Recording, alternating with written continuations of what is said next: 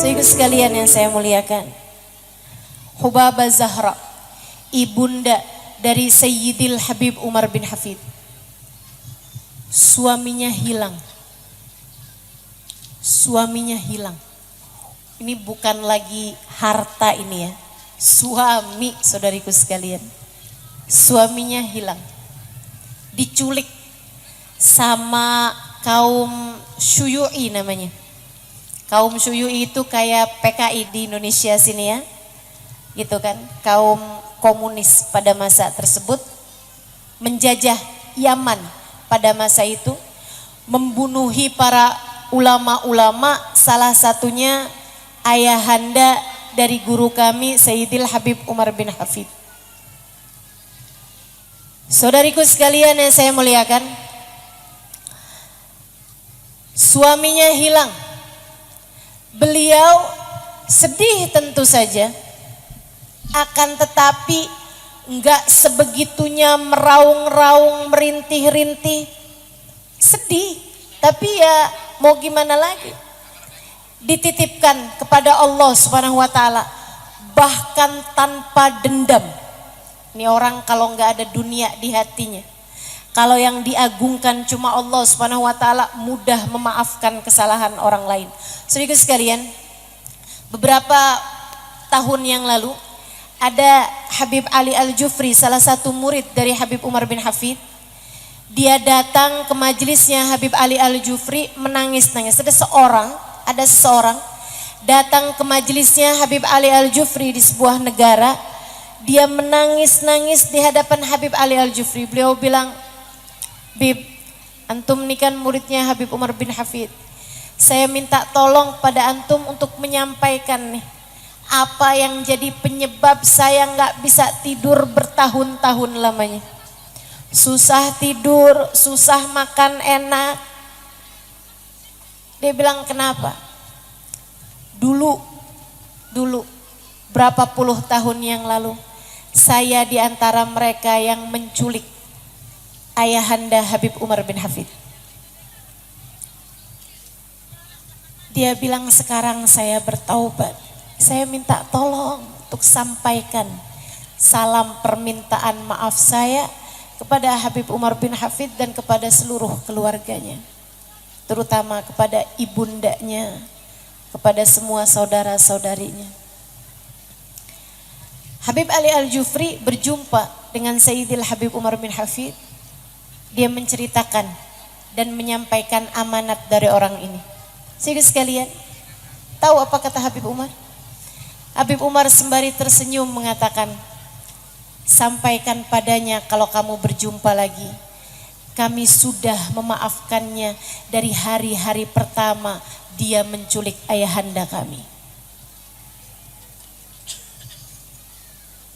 Kami, ibu saya dan semua putra-putrinya sudah memaafkan mereka semuanya sejak hari-hari pertama mereka menculik ayahanda kami." Saudaraku sekalian saya muliakan, tak ada dendam, tak ada permusuhan. Faham bahwa segala urusan tak bisa terjadi kecuali dengan izin Allah. Ibunda Habib Umar, Hubabah Zahra, saudariku sekalian yang saya muliakan, sepanjang hidupnya beliau kalau doa nggak ada gitu bilang, "Ya Allah, balaslah orang-orang yang telah menculik suami saya." Nggak pernah. Atau gitu ya, minta, "Ya Allah, saya sekarang sudah janda gitu, tolong saya ya Allah gantikan untuk saya suami yang lain gitu, yang lebih kaya, yang lebih ganteng, yang lebih berilmu." Nggak pernah.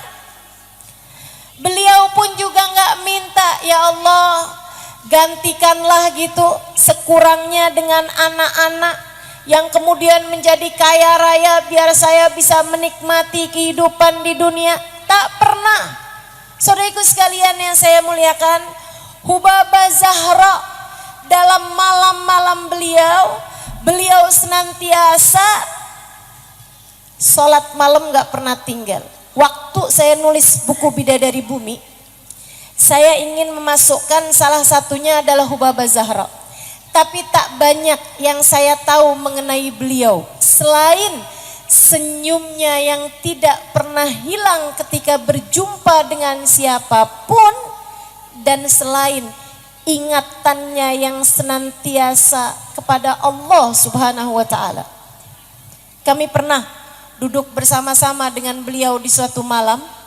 Kami sedang membaca zikir bersama-sama, kemudian mendengarkan ada yang baca qasidah gitu. Tiba-tiba lampu mati. Saat lampu mati hampir semua orang berteriak ha gitu. Teriak kecuali Hubabah Zahra. Begitu lampu mati, Hubabah Zahra segera berdoa, Allahumma nawwir kuburana ya Rabb. Ya Allah, terangkanlah kubur kami ya Allah. Begitu gelap, yang diingat Allah, yang diingat akhirat. Minta kepada Allah, ya Allah terangkanlah kubur kami katanya. Subhanallah. Ketika saya menulis buku Bidadari Bumi itu, saya minta kepada cucunya untuk menceritakan tentang neneknya. Saya sedang menulis buku Bidadari Bumi, bolehkah diceritakan tentang beliau? Ternyata kemudian putri-putri beliau menuliskan kisah-kisah mereka bersama dengan Hubabah Zahra dan mengirimkannya kepada saya. Salah satu dari kisahnya, salah satu putrinya bercerita seperti ini. Saya sewaktu belum menikah tinggal bersama dengan Hubabah Zahra. Dia bilang setiap malam, kalau saya terbangun di waktu malam jam 1 malam, jam 2 malam, saya lewat di kamar Umi, selalu saja saya dengar suara rintihan yang sangat menyayat hati. Saya buka pintu, saya mau tahu apa yang sedang dilakukan ibu saya. Ternyata Hubabah Zahra di atas sejadahnya yang sudah usang, sesudah sholat yang panjang, beliau menengadahkan tangan seraya berkata, ya Allah, ampunilah kami, ampunilah kami. Ya Allah, terimalah kami sebagai hamba-hambamu. Ya Allah, ya Allah, ya. Demikian keadaan para wali-walinya Allah Subhanahu wa ta'ala. Saudariku sekalian, hati yang tidak mengagungkan selain Allah. Putri yang lain bercerita, dia bilang Hubabah Zahra seumur hidupnya tidak pernah meninggalkan tahajud kecuali 1 malam. Malam itu kegiatan beliau sangat banyak, ada urusan-urusan. Beliau tidur di larut malam, ketika beliau bangun terdengar suara adzan subuh.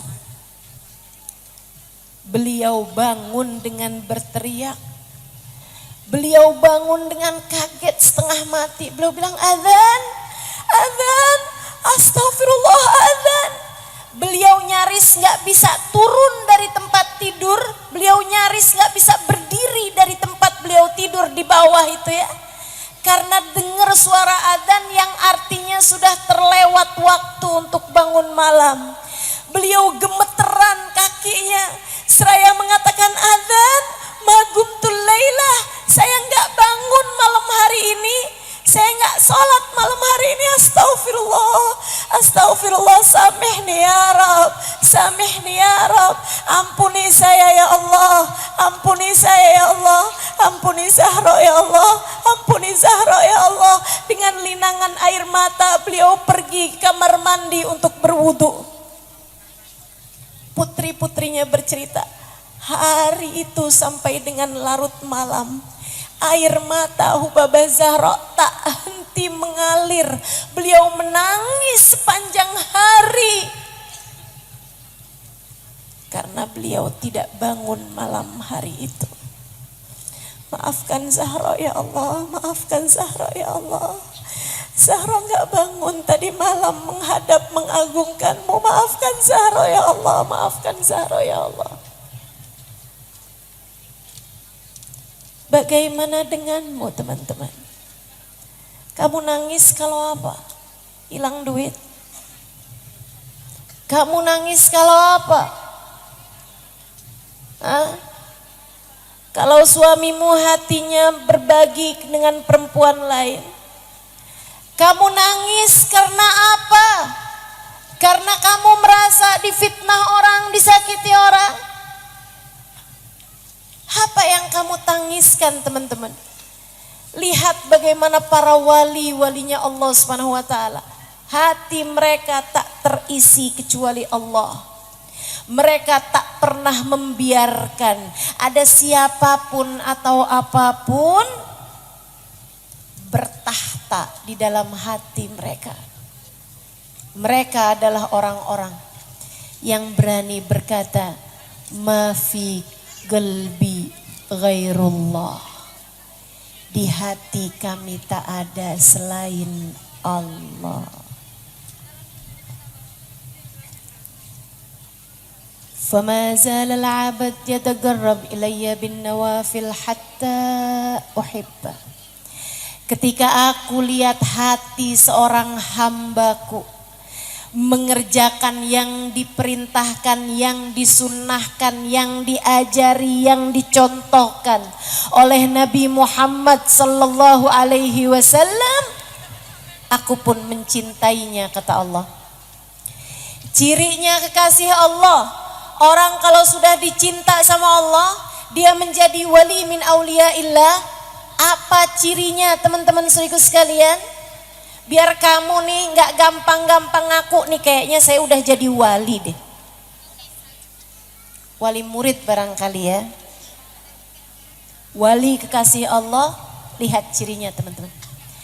Atau kamu merasa saya kayaknya adalah seorang yang dicinta deh sama Allah. Kayaknya Allah cinta deh sama saya. Kenapa? Tiap saya minta, ya Allah kepengen makan bakso, ketemu bakso. Jadi kamu menganggap bahwa kamu kepengen bakso, dikasih bakso, kamu kasih Allah. Saudariku sekalian yang saya muliakan, bukan begitu ceritanya. Bukan begitu ceritanya. Tahukah kamu bahkan kepada orang-orang yang Allah benci ketika berdoa, Allah berkata kepada malaikatnya, minta, kasih apa yang dia minta.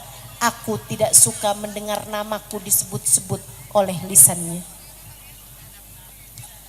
Jangan kamu kira ketika doamu mudah diijabah, itu adalah ciri kamu telah dicinta oleh Allah. Belum tentu.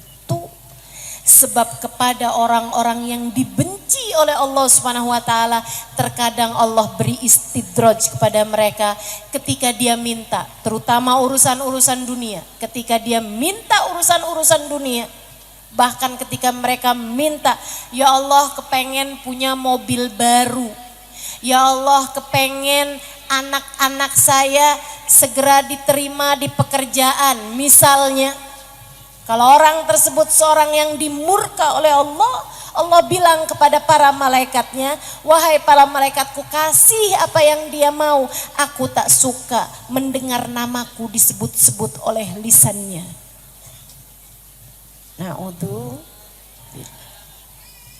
Terus cirinya kekasih Allah apa? Allah kalau cinta sama seorang hamba apa cirinya? Allah bilang, fa idza ahbabtuhu kuntu sam'ahu alladhi yasma'u biha wa basarahu alladhi yabsiru biha wa lisanuhu alladhi yatakallam bih wa yadahu alladhi yabtish biha wa rijluhu alladhi yamshi 'alayha. Apabila aku cinta kepada seorang hamba, aku akan menjadi telinga yang dia mendengar dengannya. Apa artinya? Allah akan karuniakan cahaya di telinganya sehingga ia hanya mau mendengar kebaikan-kebaikan saja. Senengannya dengerin sholawat, senengannya dengerin kajian, senengannya dengerin Al-Quran dibacakan, senengannya mendengarkan kebaikan-kebaikan disampaikan, tak pernah tertarik mendengarkan gosip-gosipan artis, tak pernah tertarik mendengarkan kabar-kabar politik, tak pernah tertarik dengan urusan-urusan dunia. Ia telah dicahayai dengan cahaya Allah di telinganya. Bagaimana denganmu? Ciri kekasih Allah, kata Allah, aku akan menjadi mata yang dia melihat dengannya. Sehingga ketika ia memandang siapapun, ia melihat Allah pada segalanya. Ia melihat Allah pada siapapun dan apapun yang dia lihat. Teman-teman saudaraku sekalian yang saya muliakan, melihat siapapun ia melihat Allah pada segalanya. Karenanya tak pernah tertarik melihat aib seseorang yang diumbar. Tak pernah tertarik untuk menonton tayangan-tayangan yang melenakan. Ia tak pernah tertarik untuk melihat siapapun dengan pandangan menghina. Ia tidak pernah terpesona memandang dunia seberapa mewahnya dunia tersebut. Kenapa? Matanya telah dicahayai dengan cahaya Allah. Andai kita menjadi salah satunya. Andai kita menjadi salah satunya.